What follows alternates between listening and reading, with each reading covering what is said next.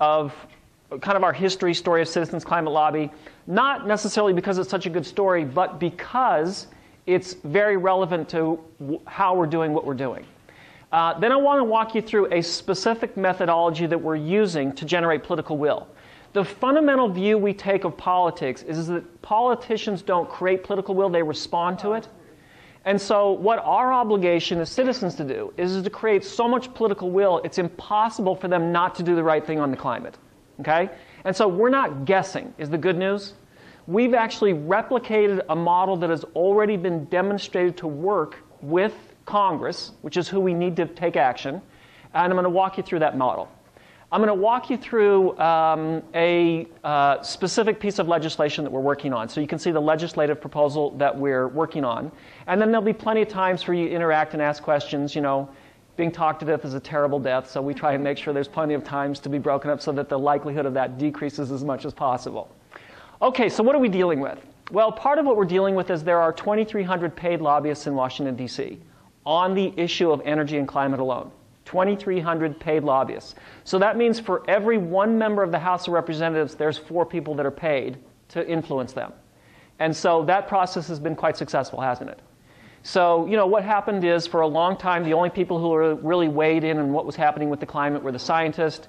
What happened is primarily the oil companies, but then the coal companies started to see if only the scientists dominated the debate, then that was not going to be good for them in their quarterly numbers. They started investing in think tanks, and you had people like the Cato Institute, really creating some really brilliant campaigns to simply put doubt in the back of people's minds. How many of you have read or her book or seen Naomi Oreskes speak?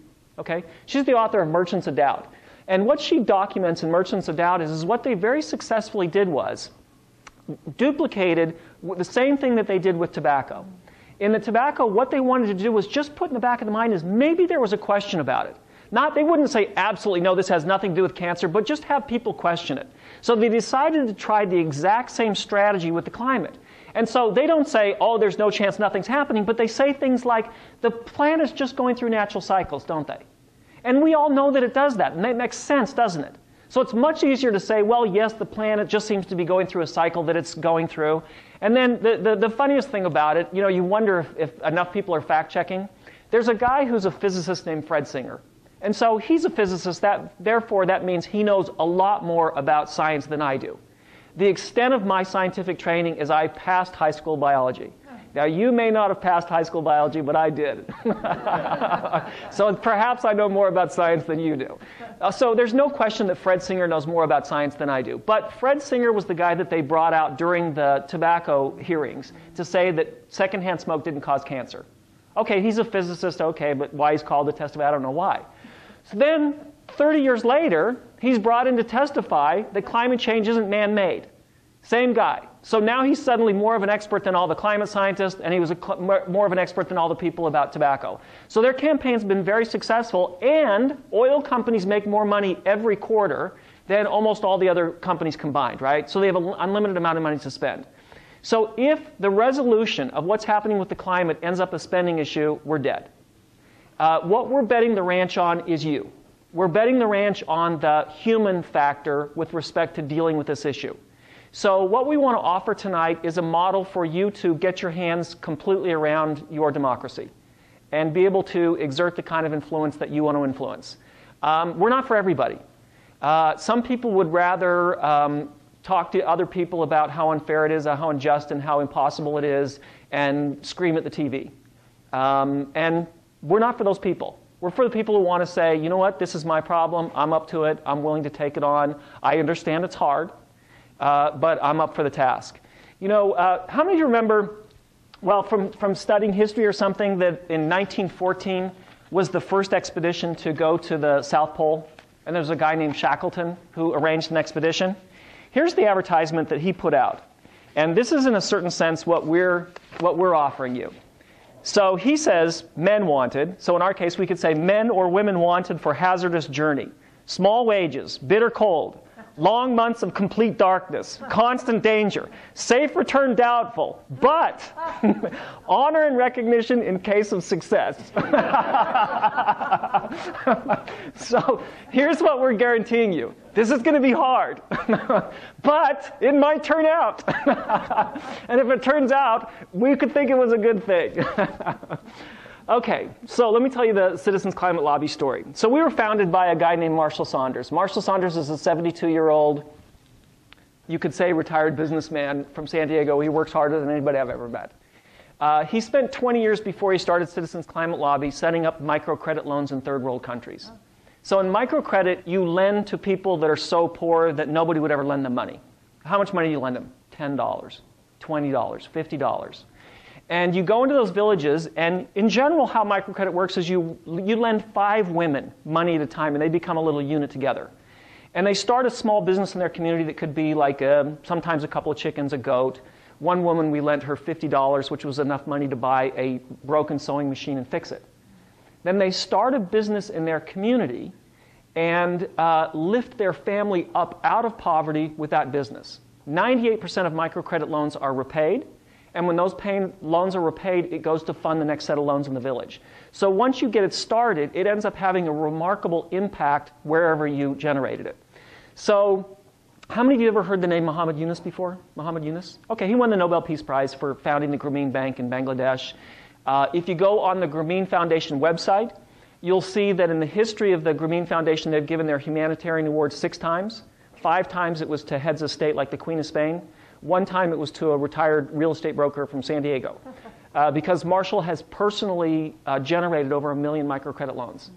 So my view, I don't think everybody has to agree with me, but my view of the world is that people do want to have their life count. They want to matter. They want to give something back. They want to do something useful. And in Marshall's case, I would say, okay, you get a pass. You know, you helped out.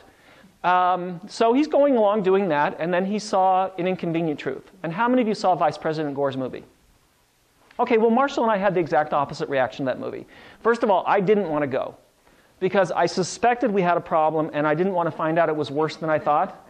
And then the other thing is I was sure that Vice President Gore was going to lay a big guilt trip on me about what I wasn't doing. And so I didn't want to go. But then I went, and no, it wasn't a terrible movie. It was the best movie I'd ever seen. Because at the end of the movie, what does he say? No, you don't have to do the whole thing. Just change your light bulbs. Drive a smaller car. And I'm like, yes, I'm changing my light bulbs, I'm driving a smaller car, I'm putting my head back under the covers. Because I was convinced that this was such a big problem that it really took the big, rich, smart, connected people. You know, we regular folks couldn't fix it. You know, the good guys had to come along. So I, changed my light bulbs and went back to sleep about it. Marshall had the exact opposite reaction. He completely melted down. He saw the movie 4 times in 10 days. Because what he couldn't get out of his head was, here were millions and millions of families in Bangladesh who lifted themselves out of poverty. That's one of the most low-lying countries in the world. Any rise in sea level jeopardizes their ability to grow crops or live. So here you have someone who goes, wow, I generated 1 million microcredit loans, and maybe that's wiped out because of what's happening with climate change. So at that instant, he decided he would spend the rest of his life to work on climate change. So what he did was he asked Vice President Gore to train him as a climate project presenter. Are any of you trained in that presentation? Anybody here? Okay. Maybe we could all serve that as a reminder as to please turn your phone back on in a while. Anyway, so the climate project presentation that Vice President Gore trained so many people on around the country gave people a very good dose of the science and then showed people how they could reduce their carbon footprint. And so Marshall started doing that the way he does anything, which is fanatically. Made 43 presentations in 10 months, but about 3 presentations in started to have some serious misgivings about what he was doing. Because he was getting regular people to change their behavior, but then getting up and reading the paper in the morning. And the paper was saying that Congress had just given the oil companies multi-billion-dollar tax breaks again. So if you're kind of looking at that, well, let's say I got 25 people to change their light bulbs last night, $1 billion tax break for a oil company, how do you get that to match up? So what he realized is whose behavior he really needed to alter was Congress's. So that was kind of the bad news. I got to get Congress to change their behavior. The good news was the whole time he'd been working on microcredit, he had been doing it in partnership with an organization called Results. Have any of you ever heard of Results? Okay. Results has been lobbying with volunteer groups on the issue of poverty. And what Results actually demonstrated was that if you were organized, you were structured, and you were disciplined, and you had volunteer groups set up by congressional district, you could get Congress to do things that were entirely unpredictable. So 30 years ago, when Results started, the United States annual appropriation for dealing things like childhood immunizations, poverty, tuberculosis, malaria, things that had large amounts of the population die of either starvation or disease, our appropriation was $25 million a year. Now it's over $500 million a year. And if you talk to members of Congress on a regular basis, and we do, they'll tell you it's because of the work of the Results volunteers, that they had a structured, disciplined message. They knew how to create a relationship with their member of Congress so they could work with their member of Congress as a partner in dealing with legislation. So Marshall said, okay, simple. All I have to do is find an environmental group that's using this as methodology, and we can get good federal legislation passed. So he found a lot of great things people doing a lot of great things. I know a lot of people here have worked with the Sierra Club. At some point, we're going to have to put statues up around the country for all the work the Sierra Club has done to get the coal-fired plants stopped. That's a remarkable, remarkable achievement. But what he couldn't find is anybody that had a specific plan to get federal legislation passed. So 3.5 years ago, he started Citizens Climate Lobby, and all we did is said, okay, we're going to take a system, an approach, a methodology that's already proven to be successful with Congress, and we're simply going to move it over to the climate issue. Okay, so let me just stop and see if you have any questions about that so far. Okay. Okay, so there are some really, really big things that, that there are to deal with respect to what's happening with the planet. Every time the scientists go to measure the rate at which the glaciers are receding, the data gets worse, not better, doesn't it? In some cases, that's not inconsequential. Glacier National Park used to have, 120 glaciers, and now it has 20? Not that big a deal. That's a tourism issue. But let's think about some place like Peru. Peru gets all of their fresh water from one glacier. The most recent measurement on Peru's glacier says it'll be gone in 10 years. So that means a country without access to fresh water. Most of Asia gets their fresh water from glaciers, right? So that's a potential big problem. One of our groups is made up entirely of PhD candidates at Scripps Institution of Oceanography. So they give us a lot of information about what's happening in the ocean. And mostly what people focus on is the polar bear's loss of habitat, which not everybody agrees with me, but I think it's tragic. For us to just watch that happen, I think is tragic. But the thing that they keep pointing to us now is there's so much acidification in the ocean. It's creating all kinds of problems. They're beginning to see evidence of things like the shells of plankton breaking down. And the plankton are what in the ocean? And the bottom of the food chain. Yeah, so if you lose the top of the food chain, a polar bear, tragic. But if you lose the bottom of the food chain, and we lose the ocean as a food source, holy cow, okay? Okay, now there's a couple of things that I want to say that are really important about this. I'm going to get into our structure in a little bit, but what we do is the first Saturday of every month we have a call and we have a guest speaker. So we've had a lot of scientists, we've had economists. We had a guy in April named Rob Willers who teaches at Berkeley. And he wrote a paper called Apocalypse Soon, Dire Messaging is Counterproductive. And here's what his study showed. His study showed is that when you just lay out the facts of what's happening with climate change, for most people, it's too much to wrap their hands around it. It seems like, this big world, how could we screw up something this big? So if you just lay out the problem, in the back of people's mind, they say to themselves, you know what, I bet they're just missing something on the science. It's not that they aren't honest, good people, but they must just not have something right on the science. If you take that exact same people and you say, here's this huge problem we have, and then you add, but here's how we're going to solve it, you just added one more piece. We have this big problem, here's how we're going to solve it. Those exact same people say, wow, you really know your science. So it ends up that it's probably likely that many of us who've been working very diligently on this have been counterproductive because we've only been giving people the problem. So that's something that you and I should come to terms with, that a lot of what we have been doing might not have helped. The other piece is this. We try and pride ourselves on being an organization that's for something as opposed to people who are just against something. You know, it's easy to be against stuff. And how many of you ever, I know you hate to admit it, but how many of you ever listen to the political radio or TV talk shows or cable shows or anything? How many of you ever watch any of those or listen to them?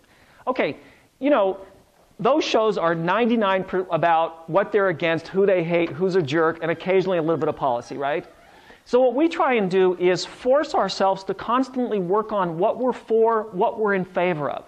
So I want you to do an exercise in just a moment, and what I'd like you to do is identify something that is important in your life that you have shared with other people, that you want to make sure that is around for future generations, that is potentially jeopardized by climate change. So it's something that's been important. You know, it needs to be something specific, like some particular place where it's been important. Come on in.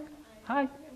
No problem. We knew there were going to be people coming in. Some people come in, some people go. There's name tags back there. There's chairs back there. Okay, there's someone taking care of something. All right, that's part of the deal. It's part of saving the world as it goes like that, right? So there are things that have been important in your life that climate change has the jeopardy of those not being available to future generations. So let me give you a real specific example for me. When I was a little kid, my favorite thing to do in summer was to pick fresh fruit off of my neighbor's trees. And, you know, because fruit ripened on a tree doesn't taste like what you get in the store, right? So next door there were apricots, and then 2 houses down there were cherries, and across the street there were grapes, and, you know, up the hill there was plums. And, you know, when you're a little kid, it's great that you're getting the fruit, but half the adventure is jumping over the fence and not knowing if the old man with the rake is there or their dog. You know, so not only getting the fruit, but escaping, right? Makes it taste twice as good. Anyway, by far my favorite is if you went across the street and up a hill, there was a plum tree. And there was no fence, and bless you. So all you had to do was step off the sidewalk, and, you know, you got those big purple plums, you know, and they just bite it in your mouth, and your whole mouth starts to water. Well, I have been planting fruit trees in my backyard for 20 years because I have 3 children in their 20s. I wanted my grandkids to have the experience of picking fresh fruit off the tree. And so I put one of those plum trees in 10 years ago, and it made really good plums. And then 3 years ago, it stopped making plums. So I have a really good nursery by my house, and usually if you take them a branch or a leaf, you take it and they say, oh, here's the problem, and here's what you should do. So I went in with the plum tree, and they said, your problem is it doesn't get cold enough in the winter in San Diego for the plum tree to go through the cycle it needs to go to make plums. So if San Diego's winters continue to be as warm as they have been recently, that plum tree will never make plums again. So I want to just give it as an example. So, you know, I've been working on this project for years so my grandkids can pull a plum tree off that tree. It probably won't happen. So you can't always tie things to climate change, can you? It's dangerous to say this specific thing always. So I'm saying things that could be jeopardized by climate change. So, and I'd like to see if you could find something specific. So sometimes people say, I love the beach, or I love the forest. No, we're not talking about something as general as the forest or the beach, but a particular beach. Like maybe one that you went with your grandpa to or something, or a particular hike that you used to take with your brother or sister. Something that's specific. So anyway, grab someone next to you and say, you're my partner, and both of you find something that you could not possibly be available to share for future generations because of what's happening with climate change. Make sure you have someone to talk to. If you don't have someone to talk to, raise your hand and we'll find your partner. So if it has to be 3 people, it's fine, but make sure everybody has someone to talk to or raise your hand.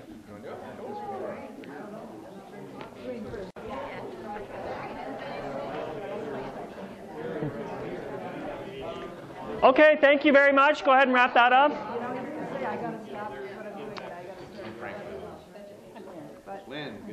I want to give you an example of somebody's kind of response to that, even though it's a little bit different take. During the Apollo mission in 1969, astronaut Rusty Schweickart was let out of the capsule on an umbilical cord. Usually NASA keeps the astronauts compulsively busy up there, but a peculiar thing happened to Schweickart. Just as he emerged from the capsule, something went wrong within the capsule. Both Mission Control in Houston and the remaining astronauts had to concentrate on the problem. This left Rusty all alone, floating around Mother Earth in complete cosmic silence. During this time, Rusty had 2 profound conversion experiences. He looked back at Mother Earth, a shining gem against a totally black backdrop, and he realized everything he cherished was on that gem: his family and land, music and human history with its folly and its grandeur. He was so overcome that he wanted to hug it and kiss that gem like a mother does her firstborn child. Compassion flowed through him. Trained as a jet fighter pilot, he was a typical macho man, but a breakthrough of something bigger came washing over him at that moment in space. Schweikert's second awakening in space was a political one. He was a red, white, and blue American who believed that he'd always been taught that the world was divided between the communist world and the free world. Yet while floating around Mother Earth, he saw that rivers flowed indiscriminately between Russia and Europe, that ocean currents served communist, socialist, and capitalist nations alike, that clouds did not stop at borders to test for political ideology, and that there were no nations. Nations exist in the mind of the human race alone. On returning to NASA, Schweikert was not debriefed by any spiritual director about his mystical experiences. He confesses to having wandered around in a state of stupor for 6 months, bumping into walls, asking himself repeatedly this one question: why did God do this to me? Finally, he concluded that God did this through him so that others might hear the message. What message? Compassion, interdependence, shared beauty on this shining, glistening planet. The holy earth. We must take such care of it. It must take such care of us. This side of heaven, we are each of us so nearly all one has. There is darkness all around us, yet between us there is just enough light to get by.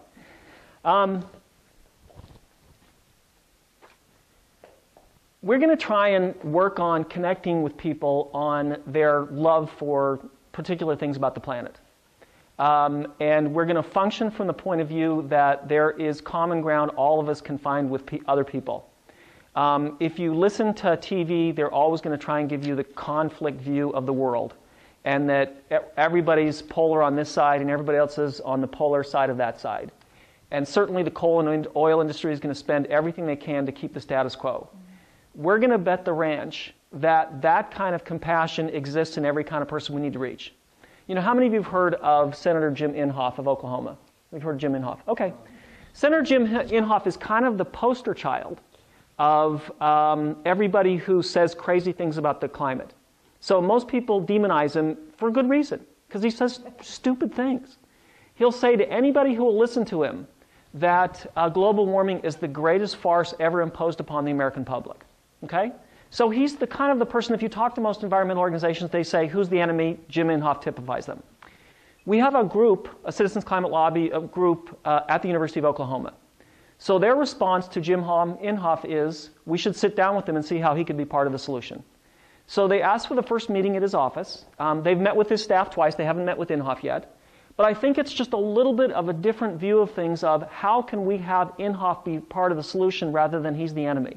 So here's how the first meeting went. The meeting was scheduled for 20 minutes. Here's 5 women in their late 50s, early 60s, faculty at the University of Oklahoma. Here's a young 20-something-year-old staffer from Oklahoma. Supposed to be a 20-minute meeting, lasts an hour. That's one of our indications that things are working the way they should, is when they ask us to stay longer. The 5 women are walking out with the young staffer after the meeting, and the staffer says to him, you know, people think Senator Inhofe's a bad guy. He's not a bad guy. He said, people think Senator Inhofe eats children. He doesn't eat children. So I get a debrief meeting from every single meeting we have with members of Congress.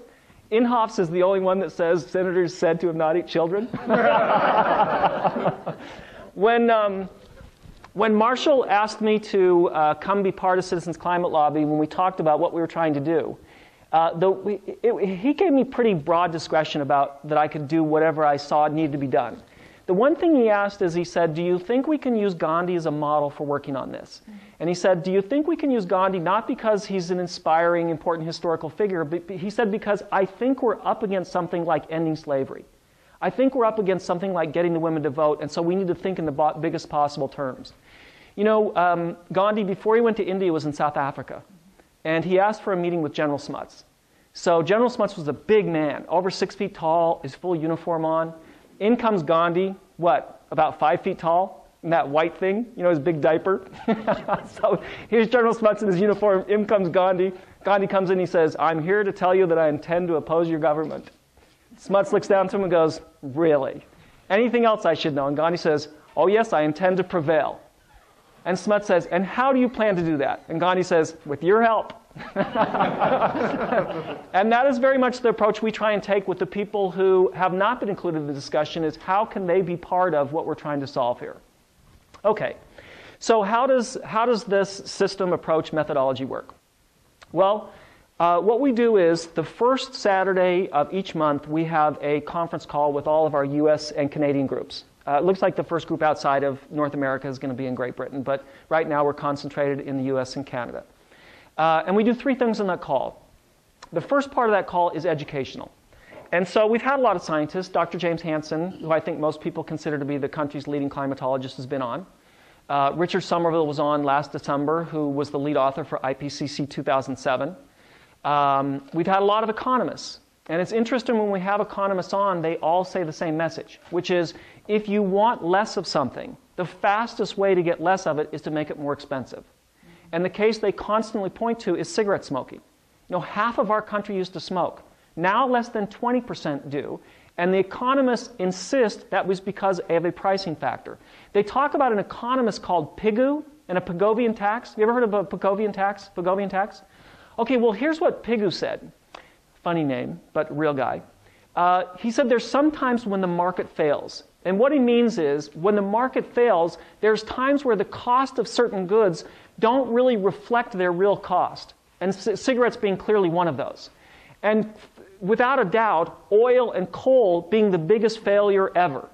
So if you were going to really assess the actual cost of oil, you have to add in the $2 trillion in Iraq and Afghanistan, don't you?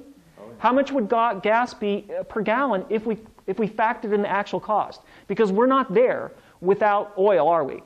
And if you were going to factor in the real cost of coal, and the enormous health effects that's put on our society, it's not even close to there. So what the economists say is you have to put a cost, a price on those to bring them in line with what their real cost to society. So we've had a lot of economists on. We've had a lot of very good people on the issue of messaging. I mentioned Rob Willer, who wrote the paper, Apocalypse Soon, Dire Messaging is Counterproductive. In September, we had a guy named Mark Jacobson. Mark Jacobson has been studying 9,000 meteorological sites around the world for a long time. And what he and a partner did is actually mapped the entire world to find out everywhere we could put wind and solar installations to get all the energy we need from wind, solar, and geothermal alone in 20 years. Okay, so the work is there. He's done it. He knows all the places we can be. One of the really amazing things about going to renewable energy? Do you know that renewable energy is so much more efficient that we'll need about a third less energy when we go 100% renewable because fossil fuel energy generation is so inefficient? So it ends up, that transition is a good thing in a lot of ways. Now here's some of the things that Mr. Jacobson took into account. He took into account that there are emerging economies where people want our lifestyle, where they're going to want more energy. He took into account that the planet's adding 1 billion people over the next couple of decades. So when he said we could make the conversion in 20 years to wind, solar, and geothermal, he was taking into account a huge increase in demand of energy around the world, and also that we would be adding at least 1 billion people in the next couple of decades. We had a guy named Tony Lazarowitz a few minutes ago. He wrote the Six Americas report. Have any of you ever seen that? So what it does is it documents where different categories of Americans in. So you're probably in what he would call the alarm category. 20% of Americans are alarmed. But those people are in action, they're doing something. Another about 25 to 30% of Americans are concerned, but they don't know what to do. Those are the people we really should be talking to. Because they want to do something, they know it's a man-made problem, and but they don't know what to do. If you tell them, go do this, they'll go do it. There's another category of people who are a little bit uncertain. They think that the scientific issue is really 50-50. Not knowing that there's actually complete consensus in the scientific community on this issue. There's the disengaged, which are mostly poor people, that it's all they can do to get by in their life and don't have time to think about, do we have big problems on the planet? And then the smallest group is who? The denialists. Now, they scream so much that it seems like it's half the country, doesn't it? But it ends up it's actually the smallest category. And he says those are the last people you talk to, because if you say to them, well, everybody in the American Academy of Sciences says this. They think that there's a conspiracy with the American Academy of Sciences. And then if you say, well, it's also the Pontifical Academy of Science, they just get more paranoid and go, oh my God, this conspiracy is bigger than I thought it was. So there's very little use of your time in trying to get those people convinced out of their paranoid view of what's happening here. Okay, but all those other categories, the concerned, the uncertain, those are people we should be talking to. So every month we have, really interesting, last month, 2 weeks ago, We had a woman named Elizabeth Hayhoe. She's a climate scientist, but she's also evangelical. And so what she was doing was coaching us, how do we reach faith-based communities? How do we reach people who oftentimes aren't part of what you might call, quote, a green movement? She even talked about in Texas, where she is, if you say the planet's older than 6,000 years, game over. Yeah. So how do you talk to people who that's their view of the world? Okay? Listen, we have to think about how to include those people, not how to dismiss them because because they're crazy. Okay, sorry. Yeah. At that point, I love the comedian was black who holds up a fossil. Yes, good point. Yeah, but the devil put the fossil there. Right. Yeah. So the first part of our program is always educational. It's not just we're trying to get more information. Information's important. But we're trying to become so broad on the issue that we can deal with any component of it. So we try and really broaden ourselves, educate ourselves. Then there's two other things we do every single month. We practice speaking about the issue. And if you spend any time around me, you're going to hear me say, you know what we should do? Go practice. Well, then what should we do? Let's go practice some more. Well, we did a bunch of that. Well, no, more time for practice. We take the point of view that it really doesn't matter what you say. It matters what people hear. So if we're failing to get a message across to people, we think we need to look over here and say, well, we need to figure out how to communicate with those people then. So every month we work on how we can communicate with other groups of people and more effective with members of Congress, the media, etc. How many of you have ever read any of Malcolm Gladwell's books? Outliers, Blink, anything like that? Okay. He says in Outliers, he discussed his research done at the Berlin Academy of Music. Researchers divided violin students into three categories: the stars, the good performers, and the ones who would become teachers but not performers. It turns out that the number one predictor of which category a violinist fell in with was the number of hours of practice. The future teachers had practiced 4,000 hours in their lifetime, the good performers 8,000 hours, and those who were categorized as stars, every single one of them had practiced at least 10,000 hours. And here's the compelling part. There wasn't a single violinist who'd practiced 10,000 hours who wasn't a star. So obviously we're not talking about you and I practicing on any of that kind of level, but we are talking about the importance of practice. A huge part of our model is successfully meeting with and developing a relationship with members of Congress. How many of you sat down face-to-face in their office with a member of Congress before? How many of you done that? Okay, well, they're usually, the reason they get elected is because they're pretty charismatic people. And you probably have a 15-minute meeting. Sometimes. If you have a 15-minute meeting with them, there's probably a good chance that they're going to talk for 13 of those 15 minutes. So that means if you come in and there's something that you want to have happen with them, you've got 2 minutes. So what we're saying is practice, practice, practice, practice, practice, so that when you have your opportunity, you say the exact thing you want to say, not just something that you came to talk about that might not be relevant to what they're saying. So we're going to practice every month. And then the third thing we do is every single month we promise to take action. So again, we take this like this is generating civil rights in the country, getting women to vote. We're going to do something next month and the next month and the next month and the next month. Because we've studied the results model so much, we know a lot between those things that actually generate political will and those that don't. For instance, we know the most impactful thing you can do is sit down with your member of Congress regularly, tell them why this is important, and tell them how they can solve it and how we will generate support for them in the community. We also know that while most of the reporting has been about the impact of American newspapers losing their influence, American newspapers sway enormous clout in the political world. We know that the congressional delegation religiously reads the editorial page of the paper every day. And it's also a way where if you have a message and you construct it well, my paper, the San Diego Union, 500,000 to 1 million people see it a day. So that means it's reaching a broad audience from one place where I put something. So we work with every group. One of our staffers worked at the Atlanta Journal-Constitution for 31 years. And so we work with every group to help them get published regularly in their local newspaper. Sure, we're on Facebook. Sure, we're on Twitter. Yeah, we work on all those things. But the American newspaper still makes such a huge impact that we focus on that a lot. Craig and I spent this morning over at the meeting with a member of the editorial board of the Kansas City Star. It's a way to create an enormous partnership between you and your newspaper. And it allows us to do a couple of things. One is to make a case for what can get done. But also, as you begin to develop a relationship with them, you watch the debates. They get 30-second answers, right?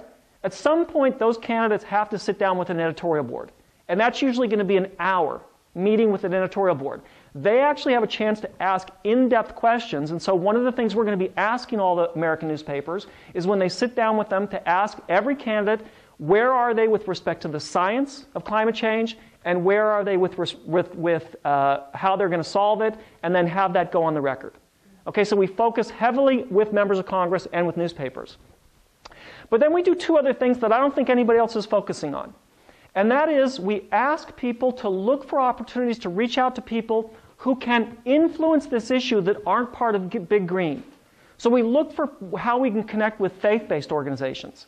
We look to speak with existing and retired military leaders. See, because if Greenpeace says, hey, Senator Roberts, here's what you should do. Senator Roberts goes, yeah, it's Greenpeace, right? But if Admiral Mullen does it, who just retired as the Joint Chiefs of Staff, it's way different, isn't it? And I don't know how much you track Mullen, but Mullen was trying to move the military so hard towards renewable energy. One of the things he had was a metric that showed how many Marines he lost for every mile they transported fuel in Afghanistan. Okay, so from him, it was a human life issue of getting to renewables. And so when we can get those people to speak out, it's a little bit different than when Greenpeace does. Okay, so that's the monthly call. Let me just stop and see if you have a question about that or anything else we've covered so far. Please. Yeah, I meant faith and military, sorry. It was actually one. Very good catch, though. It's nice to know that people pay attention. Yeah, and actually you could really easily add a third category to that, Joe, in that we also look for other opportunities where people could speak out. For instance, the group in Salt Lake City, one of the largest employers there is Kennecott Copper Mine. They're owned by Rio Tinto, which is one of the largest coal mining companies in the world.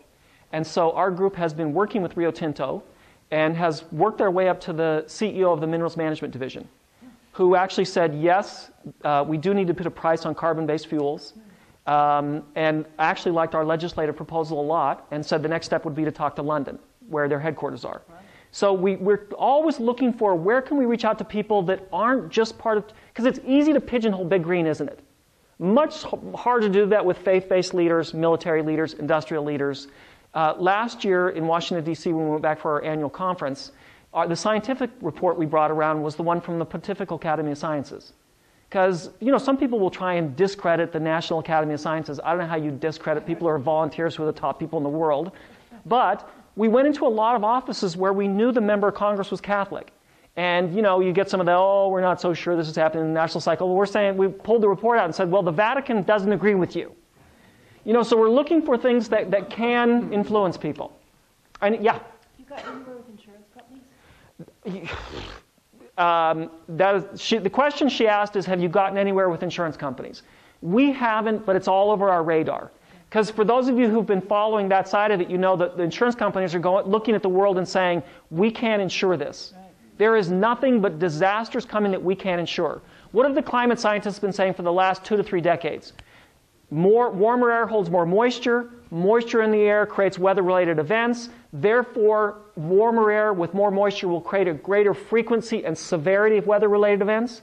And the insurance industry is saying we're not going to be able to cover it. Texas has been burning for a year. Minnesota's had the 100-year flood 3 of the last 5 years.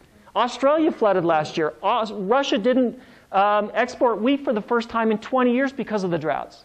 I mean, it's impossible to get away with. And those people, just from a business point, they're trying to pencil it out. It doesn't pencil out.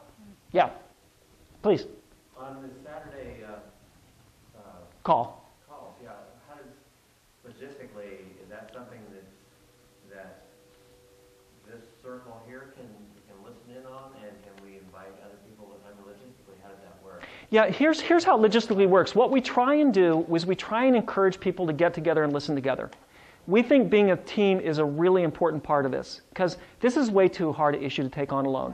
I don't know how it was for you, but Lene and I were talking about earlier today when the Supreme Court put down the Citizens United decision about a year ago, saying that corporations could give unlimited amount of money to campaigns. And I'm like, this was too hard already. I give up. So we think being a team is a big part of it. So what we're going to strongly encourage you to do is get together in one place. Listen together. You can invite us. You can invite as many people as you like, even that person. Now, if you can't listen into it at that time, we record it and we usually have it posted onto our website within a half hour after the call. But part of the reason, are we okay? Okay. And I think we'll be meeting at my apartment to start off. Okay, fabulous. Which is just right up the stairs from over here. Yeah. So part of the reason that we want you to be there as a team is, one is so that you're developing a team so that when we go to meet with members of Congress, you can practice together. And every single month you'll hear me at the end of the call say the first thing we want you to do is practice the laser talk. So we want someone there with you where you can actually practice the material, say it out loud a bunch of times, etc. Yeah. Other questions so far? Yeah. I saw an email today that referred to a group that I wasn't familiar with, Monta Welch, President and founder of Interfaith Care for Creation in Columbia Climate Change Coalition. Are you familiar? No, but we'd be real interested in speaking with them. We have put together an educational presentation that anybody could give. That the first 15 slides are statements from multiple religions around the world saying their official religion statement on climate change and what we need to do about it. Not just the Vatican, but a bunch other. And then the second part of the presentation is showing how we can convert to wind, solar, and geothermal. So again, you and I need to be clear that we can only sell here's how we're going to make this happen, here's what we're going to do, here's how we're going to solve it message. We don't want to walk away from all the bad things that are happening, but we do want to be presenting with people with here's how we're going to do it. It's kind of like, you know how excited our country was when we said we were going to put a man on the moon? You know, everybody was excited about it. We need to create that kind of atmosphere of we're going to do this remarkable thing. We're going to actually convert our energy sources to clean energy. You know, if we don't do that, you know what the alternative is to meet the energy demand? 13,000 more coal plants. 13,000 coal plants. Brutal. Yeah, so I would love to, if you have contact information, talk to them. Yeah? I think about 3 years ago, a West Shore Energy official said that this country does not need more power plants. It needs conservation. Okay. Yeah. There's a lot to be said for that. Yeah, there's a lot to be said for it, and there's a lot that could be done very quickly to reduce CO2 emissions with conservation. You know, the question always is how do we get wherever we need to get fastest is the thing we're asking. Yeah, huge gains can be made from that. There's no question about it. Other questions so far? Okay. So our organization exists for 2 reasons. One is to create the political will for a stable climate. So a lot of the structure for that is we get together on the Saturday, and then the cool thing you'll see is everybody goes and does something. So what we do is the next month we report on what happened. And what you'll see is you're not just out there alone. You'll see what the group in Richmond's doing, and the people in Alaska are doing, and the groups in Canada are doing. And so you'll see that there are all these people who are in a very focused, disciplined way are working on the same thing, working to generate political will. But we have a second purpose. And that is to empower you to have breakthroughs in your personal and political power. To empower you to have breakthroughs in your personal and political power. So again, we say the answer to what's happening is a human answer. And so we think you having breakthroughs in your personal and political power is the exact answer we need. Now, if we say that's what we need, I think I have a little bit of an obligation to clarify what I mean by the word power.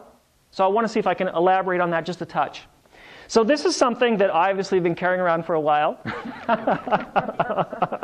You think one can find a new copy of it, but no. So this is a gentleman by the name of Charles Reich wrote this from something he wrote called Power and the Law. He said, power means to me pretty much the same thing as freedom.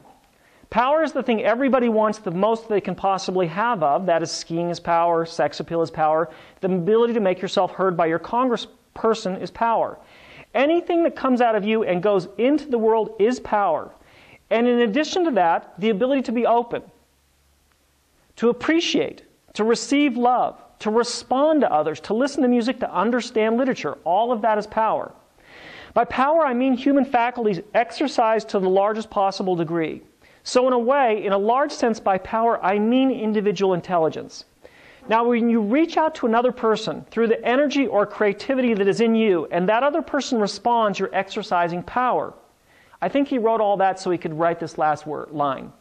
He says, when you make somebody else do something against their will, to me, that is not power at all, that is force. And force to me is the negation of power. He says, when you make somebody else do something against their will, to me, that is not power at all. That is force, and force to me is a negation of power. That's the heart of what we're trying to do here. We're not trying to beat people over the head. We're not going to go to meetings and yell at them. We're going to see if we can't reach them in a way that brings them along and find common ground and commonality with anybody. Okay, which brings us to our next exercise. I suspect there have been times in your life where you've experienced force with other people. Either you trying to get something done by being forceful, or someone was forceful with you. On the other hand, I suspect there's been time where you've actually experienced power, where it didn't have anything to do with force. It had to be with something way more interesting than being forceful. Either something you were doing or someone else was doing. So I'd like you to pair up with the person you spoke with previously and identify what is something that you noticed in your life where either power or force, or you saw the contrast. So go ahead and see if you can identify an example where you experienced either one or the other, or if you come up with both, that's fine also. So pair up with the person you were paired up with before and share an example of either force or power or both. Go ahead.